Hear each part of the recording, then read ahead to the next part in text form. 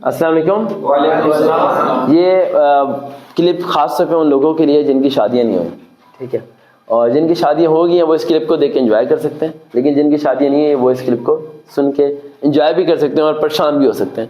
لیکن پریشانی کا حل بھی میں تھوڑا سا بتا دوں گا اس کے اندر. میرا ایک دوست تھا, اس نے اپنی شادی میں مجھے انوائٹ کیا, میں شادی میں جاتا نہیں ہوں, ٹھیک ہے, تو اس نے بڑا مجھے فورس کیا کہ آنا ہے آنا ہے آنا ہے. میں نے کہا یار میں نہیں آؤں گا. تو اس نے مجھے لالچ دیا کہ یار بکرے کا گوشت ہے شادی پہ, تو لالچ بری بلا ہے, ٹھیک ہے, اور بکرے کے گوشت کا سن کے میں چلا گیا. ٹھیک ہے, یہ لہذا بعد میں وہاں بکرا نہیں ملا, ٹھیک ہے, تھا چکن ہی, لیکن اس نے مجھے جھوٹ بولا تھا. تو میں نے اسے 2 انویلپ دیے, ایک میں پیسے تھے لیکن تھوڑے تھے لیکن حلال کے تھے, اور دوسرے میں ایک لیٹر تھا. میں نے کہا ان پیسوں کو ابھی خرچ کرنی, اس لیٹر کو شادی کے 3 دن بعد پڑھ لیں, ٹھیک ہے. 3 دن بعد اس کی مجھے فون کال آئی, کہتا کیا لکھا ہے تم نے اس لیٹر میں؟ میں نے کہا کیا ہوا؟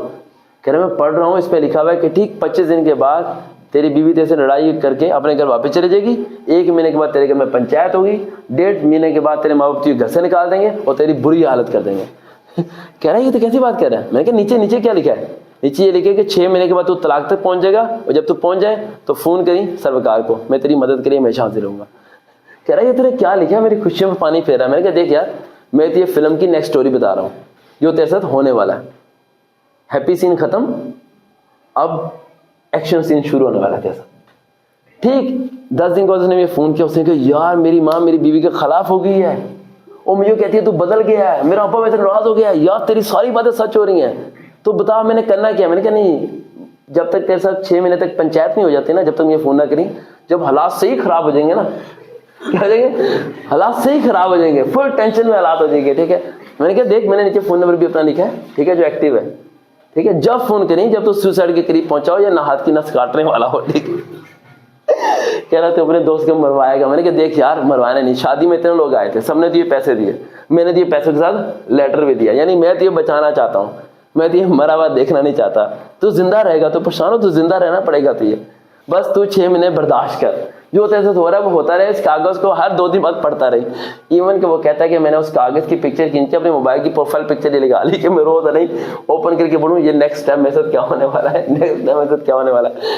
تو یہ ساری سینریوز, یہ ساری چیزیں, یہ باتیں بتانے کا مقصد یہ ہے کہ اب تو وہ ماشاءاللہ سیٹل ہے, اب سب چیزیں ٹھیک ہو گئی ہیں, کافی حد تک کنٹرول میں ہے گھر.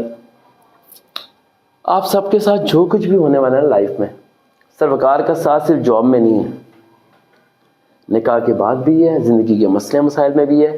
آپ لوگ میرا فائدہ صحیح طریقے سے نہیں اٹھا سکتے جیسا اٹھانا چاہیے. آپ لوگ میرا فائدہ اٹھاتے ہو صرف نوکری تک میرا فائدہ نہ اٹھایا کرو. اپنی پرسنل لائف کی پرابلمس, اپنی فیملی کے ایشوز پرسنلی میرے سے علیحدہ میں ڈسکس کیا کرو. اس دل میں ہزاروں راز دفن ہیں. جتنے لوگ لڑکیاں لڑکے واٹس ایپ پہ تصویریں سینڈ کرتے ہیں, اپنی ڈیٹیل بتاتے ہیں, اپنے راز بتاتے ہیں, آج تک کسی کا راز فاش نہیں ہوا. یہ مر جائے گا وقار, لیکن یہ راز سارے دل میں دفن کر کے مرے گا. کبھی کسی کا راز آج تک میں نے نہ بتایا, نہ میں کبھی بتاؤں گا.